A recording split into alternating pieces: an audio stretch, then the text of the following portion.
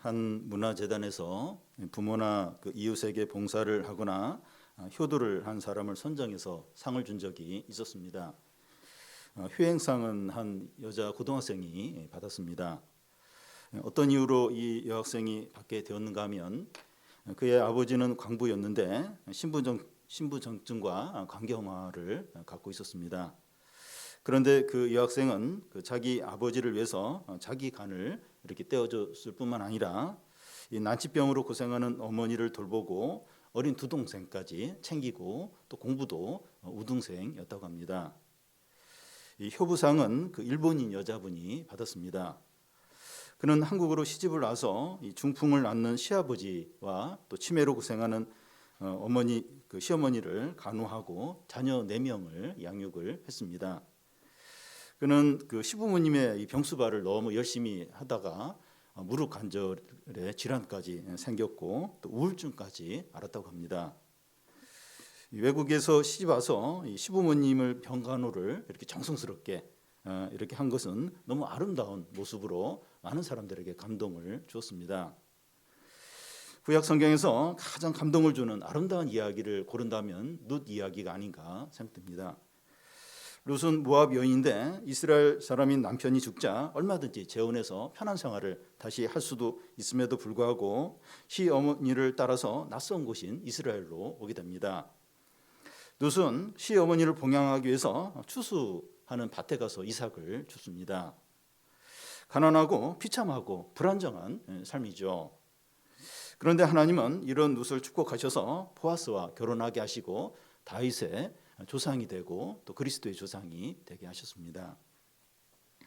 그러면 신약에서 가장 아름다운 또 감동적인 이야기를 하나 고른다면 오늘 우리가 살펴볼 백부장 이야기입니다. 그 당시 유대 나라가 로마의 식민지 아래 있을 때라 유대 지역에 로마 군인들이 주둔하고 있었습니다. 백부장은 우리나라 군대의 대위에 해당하는 그런 장교인데 이 로마 장교로서 유대 지역의 치안과 질서를 맡고 있었습니다. 여기 나오는 백부장은 이 지역에 이제 복무를 하면서 하나님을 알게 되고 하나님을 믿게 되었고 더 나아가서 유대인들을 사랑하고 그들을 위해서 회당까지 지어주게 됩니다. 그런데 어느 날 이 백부장의 종 중에 한 사람이 병에 걸리게 되는데 유대 장로들에게 부탁해서 예수님께 치료해달라고 요청합니다. 그래서 예수님이 이제 백부장의 집으로 이제 가게 되는데 그의 친구들을 보내서 주님이 자기 집에 오시지 말라고 이렇게 또 말하는 겁니다. 말씀만 해주시면 그 자기의 종이 나겠다는 거예요. 주님이 저희 집에 오는 걸 감당하지 못하겠으니까 말씀만 해달라고 이제 그렇게 합니다. 예수님은 이 백부장의 믿음을 크게 칭찬하시고 놀라십니다. 먼저 이 사람들에 대한 백부장의 사랑입니다. 2절, 3절을 보면 어떤 백부장의 사랑하는 종이 병들어 죽게 되었더니 예수의 소문을 듣고 유대인의 장로 몇 사람을 예수께 보내어 오셔서 그 종을 구해 주시기를 청한지라. 2000년 전 로마 시대의 종은 주인의 소유물로 여겨졌습니다. 종에게 인권은 없었고 가축처럼 주인의 어떤 재산의 일부로 여겼습니다. 만약에 종이 병들어서 더 이상 이제 일을 하지 못하게 되면 주인은 종을 버렸습니다. 그런데 여기 나온 백부장은 그렇지 않았어요. 그는 자기의 이 종이 병들어서 위독하자 너무 마음 아파하면서 의사를 부르기도 하고 약을 이렇게 쓰기도 하고 근데 안 고쳐지는 거예요. 그래서 예수님께 유대 장로들을 보내서 도와달라고 요청합니다. 백부장은 그 당시 이 주인이 종을 대하는 것처럼 그렇게 하지 않았고 자기 가족처럼 사랑하고 어떻게 해서든지 이렇게 살리려고 치료를 받게 하려고 했습니다. 그뿐만 아니라 이 백부장은 유대 백성들을 사랑했어요. 그 당시 로마 제국 안에 유대인들이 여러 도시에 이제 살고 있었는데 그 지역 사람들은 유대인들을 싫어했어요.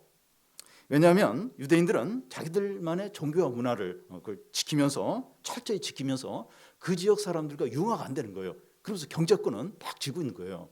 그러니까 미움을 이제 받게 되죠. 그런데 이제 그런 분위기에서 이제 백부장은 유대 백성들을 사랑했다는 것은 아주 특이한 겁니다. 유대 장로들이 예수님께 와서 하는 말을 들어보면 백부장이 유대 백성들을 어떻게 대했는가 하는 것을 알 수 있습니다. 4절 5절을 우리 교대로 읽겠습니다. 이에 그들이 예수께 나와 간절히 구하여 이르되 이 일을 하시는 것이 이 사람에게는 합당하니이다.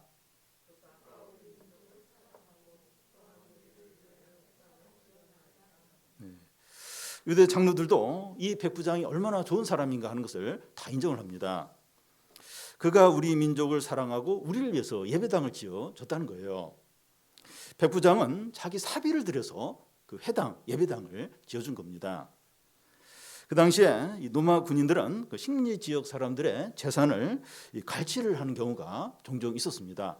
그걸 어떻게 알 수 있는가 하면 그 세례요한의 설교를 듣고 이제 회개한 군인들이 세례요한에 와서 우리 어떻게 살아야 되느냐고 묻자 받는 급료로 만족하고 어떤 백성들의 재산을 갈취하지 말라고 그런 말을 합니다. 그러니까 그 당시에 흔한 거예요. 군인들이 막 이렇게 그 식민지 지역의 사람들의 어떤 물건들, 재산들을 갈취를 많이 했던 겁니다. 이런 식민지 분위기에서 이 백부장의 그 행동은 아주 특이한 거예요. 아주 드물게 이렇게 하고 있습니다. 여러분, 이 백부장이 병들어 있는 종을 어떻게 해서든지 살리려고 하고 또 식민지 아래에 있는 유대 백성들에게 이렇게 선대하는 이유가 무엇입니까? 기질적으로 동정심이 많기 때문입니까? 이 스토아 철학의 영향을 받아서 도덕적인 어떤 그런 삶을 살기 때문인가요? 아니면 그 식민지 지역 사람들의 마음을 얻어서 통치를 잘하기 위해서 이렇게 하는 건가요? 오늘 말씀 전체를 보면 그는 하나님을 믿는 사람이라는 것을 알 수 있습니다. 백부장은 하나님의 은혜를 받았고 그의 마음이 바뀐 거예요. 그래서 이 병든 족처럼 약한 사람들을 불쌍히 여기고 하나님의 백성인 유대 백성을 사랑하고 또 회당 곳 교회를 적극적으로 세우려고 했던 겁니다. 백부장은 이방인이고 직업 군인이기 때문에 상황적으로 하나님의 말씀을 조금밖에 듣지 못해서 하나님에 대해서 많이 알 수가 없었을 겁니다. 그런데 그런 하나님을 진실하게 믿었고 하나님의 은혜를 맛보았고 그래서 사랑이 넘치게 되었습니다. 참된 믿음은 삶으로 자연스럽게 드러납니다. 약하고 힘없는 사람들을 불쌍히 여기고 성도들을 보물처럼 여기고 교회에 헌신하는 것으로 나타나게 됩니다.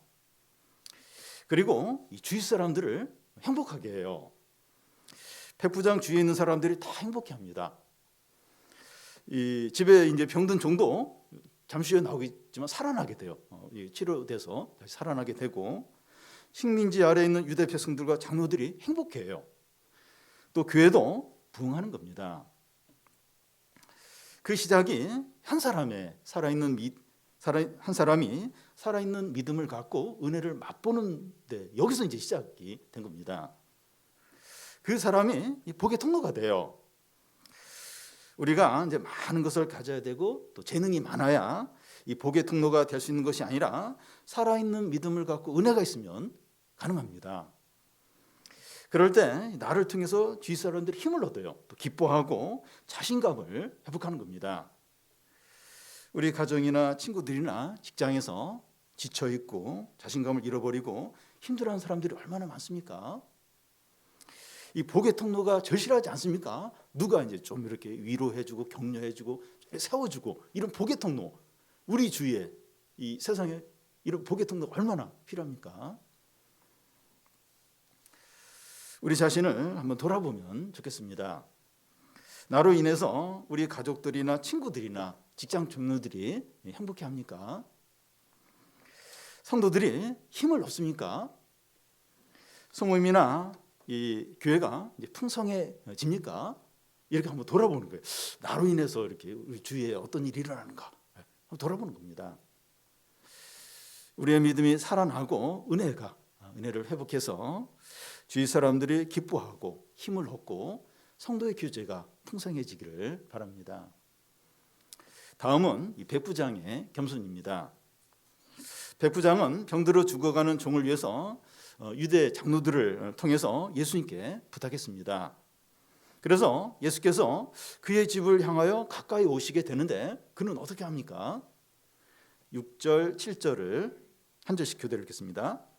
예수께서 함께 가실 때 이에 그 집이 멀지 아니하여 백부장이 벗들을 보내어 이르되 주여 수고하지 마옵소서 내 집에 들어오심을 나는 감당하지 못하겠나이다.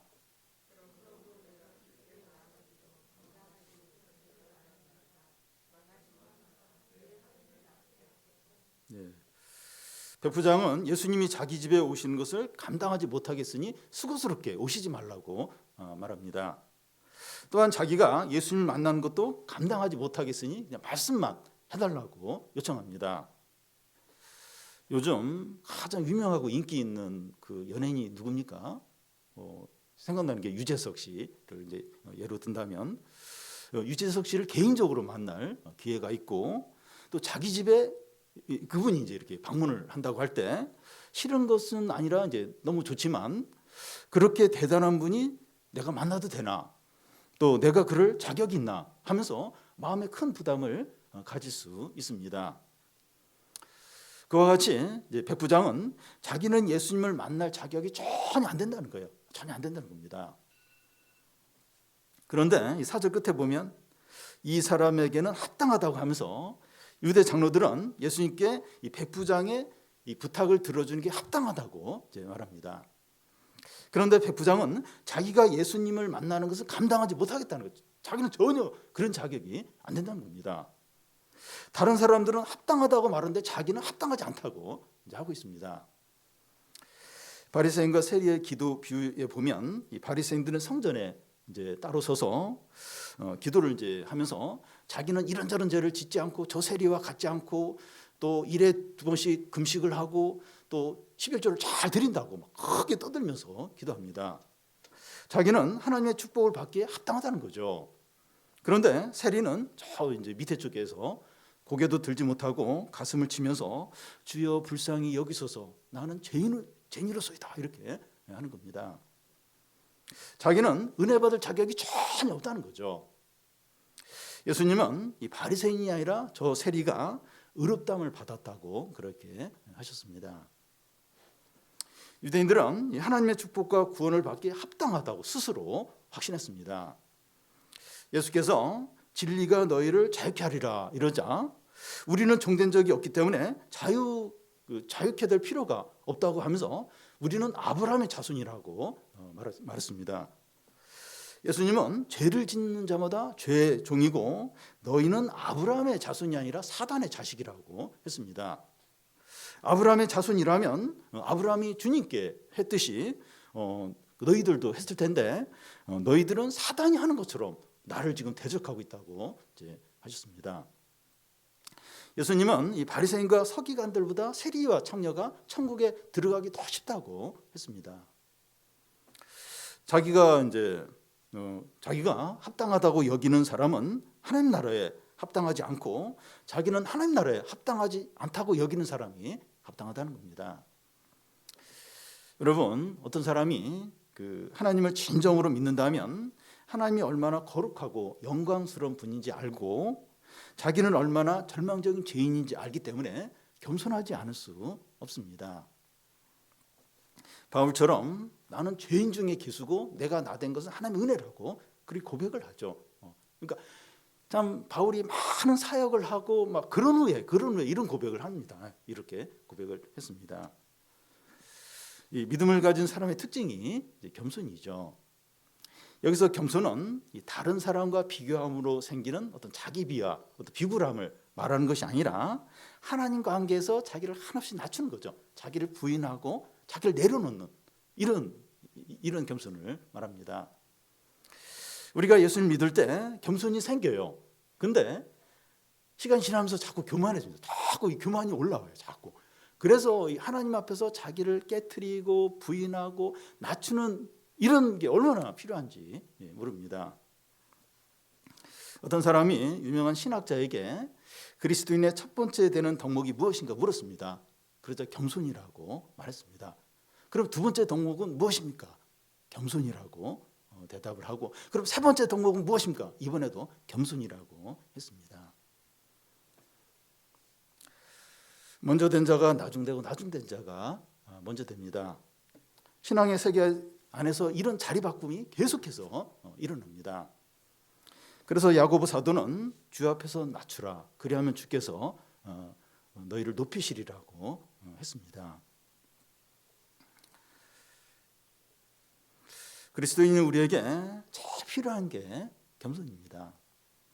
왜냐하면 우리가 겸손할 때 하나님의 은혜와 축복과 능력을 받기 때문입니다. 반대로 교만하면 하나님의 축복을 받지 못할 뿐만 아니라 있던 것도 빼앗기게 됩니다.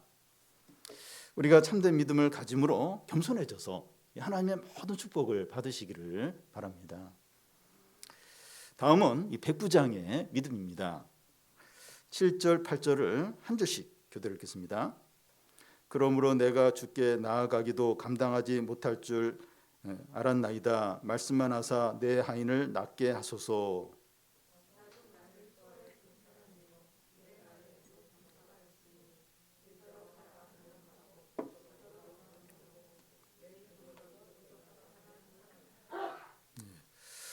예수님께서 우리 집에 오시는 것도 내가 감당하지 못하겠고 또 예수님을 내가 만나는 것도 감당하지 못하겠으니 말씀만 해달라는 겁니다. 백부장은 예수님도 직접 만나지 않고 또 예수님이 말씀하신 걸 직접 듣지도 않아도 말씀만으로 충분하다는 겁니다. 눈에 보이는 것이 없어도 말씀만으로도 부족함이 없다는 거예요. 오늘 우리가 이제 신앙생활한 상황이 이렇습니다. 예수님을 직접 볼 수 있는 것도 아니고 하나님의 말씀을 직접 듣는 것도 아니면서 또 말씀은 듣고 있어요. 이 알바를 하거나 자격증을 준비하거나 또 재테크를 하면 어떤 결과들을 볼 수가 있어요. 빠른 시일에 이제 볼 수 있는데 우리는 눈에 보이는 것도 없고 손에 잡히는 것도 없이 말씀만 들으면서 생활하고 있습니다. 그런데 백부장은 이 말씀만으로도 충분하다는 거예요. 그러면서 그는 그 이유를 이제 말하는데 이 자기 밑에 병사들이 있는데 자기가 이것을 하라고 하면 이것을 하고 또 저리 가라고 하면 저리 간다는 겁니다. 자기에게 작은 권세가 있는데 그 권세를 가지고 말을 하면 자기 그 밑에 있는 사람들이 부하들이 그대로 이제 한다는 거예요. 그와 같이 예수께서 말씀하시면 자기 종의 병이 나을 거라는 겁니다. 예수님의 권세에 어떤 질병이라도 순종을 한다는 거죠. 백부장은 예수님께 자기 집에 꼭 와달라고 하거나 또 손을 얹어서 안수기도 해달라고 하면서 어떤 증거를 보여달라고 하지 않고 말씀만 해달라고 했습니다. 예수님의 권세 있는 말씀만으로 충분하다는 거예요. 충분하다는 겁니다. 나도 내 권세를 가지고 말을 하면 내 밑에 있는 사람이 듣는다는 거예요. 예수님의 권세 있는 말씀으로 순종하지 못할 게 없다는 거예요. 그 말씀만으로도 충분하다는 겁니다. 창세기 1장에 보면 그 하나님께서 빛이 있으라면 빛이 있고 땅에서 식물을 내라면 식물들이 나왔습니다. 모든 피조물은 하나님의 말씀으로 생겼습니다. 하나님께서 말씀하시자 홍해가 갈라져요. 해와 달이 하루 동안 머물고 또 문둥병자가 요단강에 몸을 7번 담그니까 다 낫게 되고 또 맹인이 눈을 뜨고 죽은 자가 살아났습니다. 우리는 이 하나님의 말씀을 믿습니까? 이 말씀만으로 만족합니까? 말씀은 말씀이고 눈에 보이는 것이 있어야 안심이 됩니까? 예수님이 부활하신 후에 일주일 간격으로 2번 제자들에게 나타나신 적이 있습니다. 그때 처음 나타나셨을 때 도마, 제자 중에 하나인 도마가 그 자리에 없었어요. 도마는 다른 제자들 중에서 예수님이 부활했다는 소식을 듣자 내 손가락으로 예수님의 못자국에 넣어보지 않고서는 부활을 믿지 못하겠다고 말합니다. 일주일 후에 부활하신 예수님이 다시 나타났을 때 도마가 그 부활하신 예수님을 본 거예요. 그러면서 나의 주 나의 하나님이여 이렇게 고백합니다. 그때 예수께서 너가 나를 보기 때문에 믿느냐, 보지 않고 믿는 자가 더 복되다고 하셨습니다. 안 보고 믿는 자가 복됩니다. 눈에 보이는 것이 없고 손에 잡히는 것이 없지만 지금 우리 귀에 들리는 말씀만으로 충분하게 여기는 게 복됩니다. 여러분 기도한 대로 바로바로 막 응답이 되고 그러면 이렇게 믿음이 필요가 없죠. 근데 보이는 게 없는 거예요. 손에 안 잡히는 거, 잘 안 되는 거예요. 그런 가운데서도 들리는 말씀만으로 충분하게 여기고 믿는 자가 복되다는 겁니다. 이것이 진짜 믿음이죠. 이런 진짜 믿음에 큰 보상이 있다는 거예요. 하나님이 보상을 해준다는 겁니다. 예수님은 이 백부장의 말을 듣고 이제 어떻게 반응하십니까? 9절을 보면 우리 같이 한번 읽겠습니다. 예수께서 들으시고 그를 놀랍게 여겨 돌이키사 따르는 무리에게 이르시되 내가 너에게 이르노니 이스라엘 중에서도 이만한 믿음을 만나보지 못하였노라 하시더라. 놀랍게 여겨 하는데 과거 성경에 보면 기이 여겨로 되어 있습니다. 이 성경에 예수님이 기이 여겼다는 표현이 두 번 나와요. 한 번은 예수님이 자기 고향인 나사렛을 방문하셨는데 사람들이 예수님의 부모와 형제와 자매들을 다 안다고 하면서 예수를 믿지 않고 배척을 했습니다. 예수님은 사람들이 이렇게 믿지 않는 것을 기이 여겼어요. 더 이렇게 나를 이제 더 잘 알면 더 잘 믿을 것으로 이렇게 기대를 하는데 더 배척을 하고 더 안 믿는 겁니다. 기이 여기는 겁니다. 크게 실망하면서 놀라신 거죠. 이번 월드컵에서 이변이 많이 일어나고 있습니다. 강팀이 약하게 여겨지는 팀에게 졌을 때 이 강팀이 속한 나라의 국민들은 크게 실망하면서 놀래요. 놀라긴 놀랐는데 너무 실망하면서 이제 놀라는 거죠. 그와 같이 저 믿음을 기대한 사람에게서 불신앙을 볼 때 예수님은 크게 슬퍼하시면서 놀라십니다.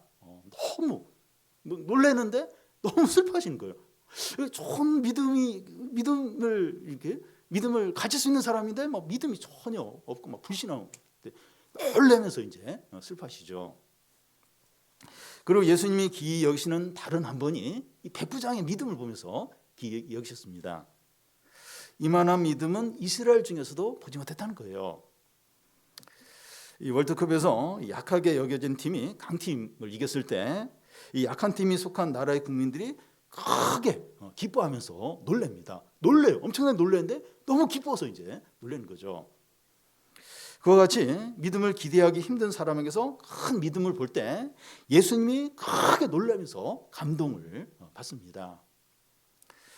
여러분 놀라는 게 중요한 게 아니라 뭘로 놀라느냐 이게 중요한 거죠. 기뻐하면서 놀라느냐 아니면 슬퍼하면서 절망을 느끼면서 놀라느냐 뭐 때문에 놀라느냐 하는 게 중요하죠.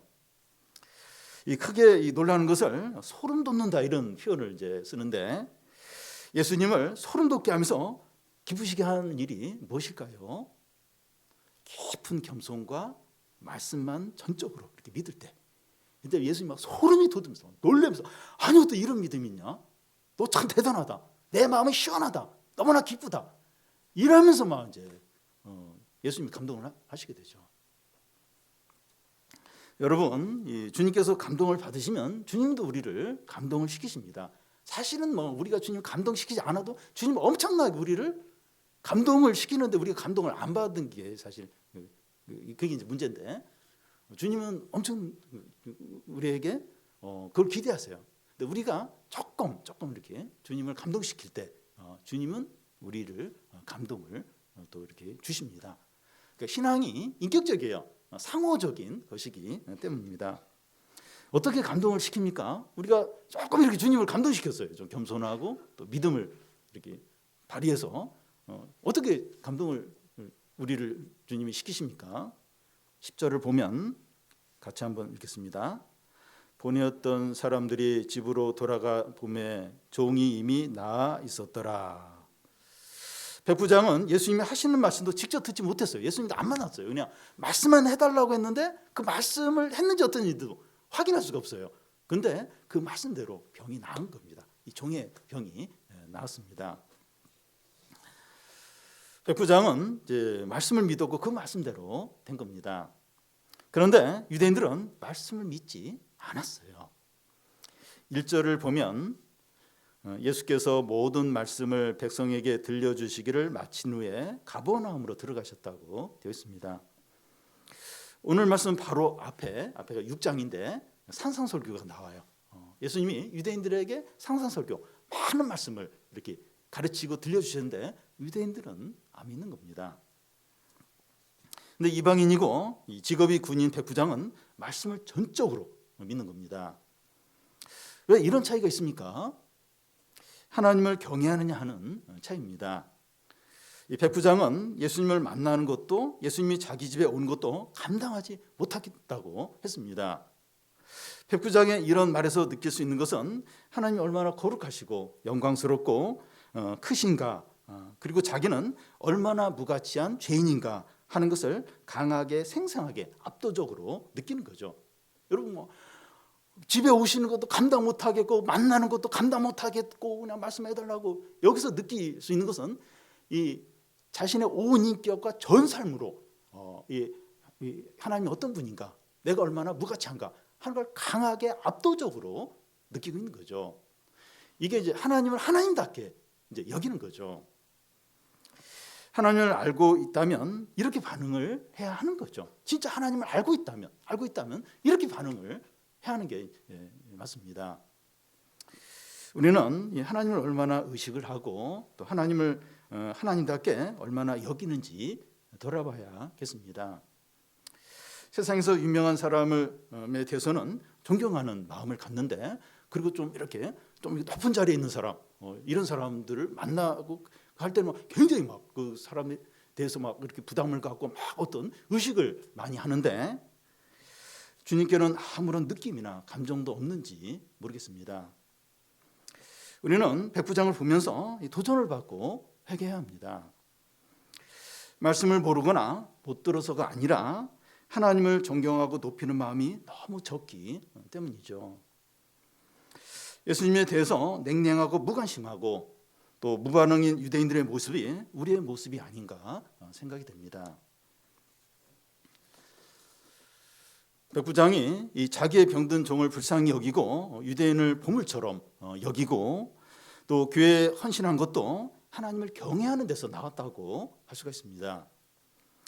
우리가 다른 사람과 하나님 나라를 사랑하고 섬기고 헌신하는데 소극적이라면 그 이유가 하나님을 경외하는 게 부족하기 때문일 수 있습니다. 우리 마음 안에 하나님을 경외하는 이런 마음이 가득해질 때 복의 통로로서 주위 사람들을 행복하게 하고 성도들 교제가 더 풍성하고 교회가 부흥할 겁니다. 우리는 이 어려움이 해결이 되고 기도가 응답이 되고 기적이 나타나고 축복받기를 바라는데 어떻게 됩니까? 다 그걸 원해요. 어떻게 합니까? 이것을 바로 구하는 것이 아니라 백부장이 한 것처럼 하나님을 경외하고 겸손하고 말씀을 전적으로 신뢰하는 거예요. 그러면 기적과 응답과 축복이 따라오게 됩니다. 그러니까 이게 따라와요. 이렇게 겸손하고 하나님을 경외하고 말씀을 전적으로 믿으면 자기가 이렇게 생각하지 못한 때 계속해서 왔던 하나님의 은혜와 축복과 기적과 응답들이 계속해서 이렇게 나타나게 됩니다. 예수님을 크게 놀라고 또 기쁘게 한 사람은 대제사장이나 바리새인이나 유대인이 아니라 이방인이고 로마 군인인 참 이런 사람이었습니다. 현재 우리가 여러 가지로 힘들고 되는 일이 없고 미래가 불안하더라도 하나님을 경외하고 겸손하고 말씀을 전적으로 신뢰해서 하나님의 모든 축복과 은혜와 응답과 부흥을 누리시기를 바랍니다.